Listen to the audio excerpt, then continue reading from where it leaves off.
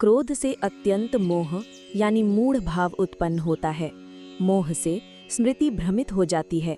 स्मृति के भ्रमित होने से बुद्धि का नाश हो जाता है और बुद्धि का नाश होने पर मनुष्य का पतन हो जाता है। ये श्लोक पतन की सीढ़ी के अंतिम 4 चरणों का वर्णन करता है जो क्रोध से शुरू होते हैं। 5वां चरण सम्मोह।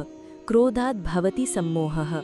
जब व्यक्ति क्रोधित होता है तो वो सम्मोहित हो जाता है, यानी उसकी सोचने समझने की शक्ति पूरी तरह से ढक जाती है। वो ये भूल जाता है कि क्या सही है और क्या गलत। उदाहरण, क्रोध में व्यक्ति ये भूल जाता है कि वो किससे बात कर रहा है, जैसे पिता या गुरु, और क्या कह रहा है। 6वां चरण स्मृति भ्रम। सम्मोहात् स्मृति विभ्रमः। इस मूढ़ अवस्था के कारण उसकी स्मृति भ्रमित हो जाती है। वो अपने अनुभव, शास्त्रों से सीखी बातें और अपने कर्तव्य भूल जाता है। उदाहरण, क्रोध में वो अपने पिछले अच्छे अनुभवों को भूलकर केवल वर्तमान की नकारात्मकता पर ध्यान केंद्रित करता है। 7वां चरण बुद्धि का नाश। स्मृति भ्रंशात् बुद्धि नाशो।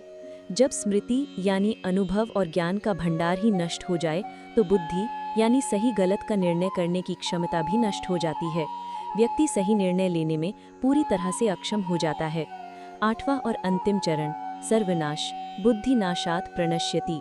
और जब बुद्धि ही नष्ट हो गई, जो मनुष्य का सारथी है, तो मनुष्य का पतन या सर्वनाश निश्चित है।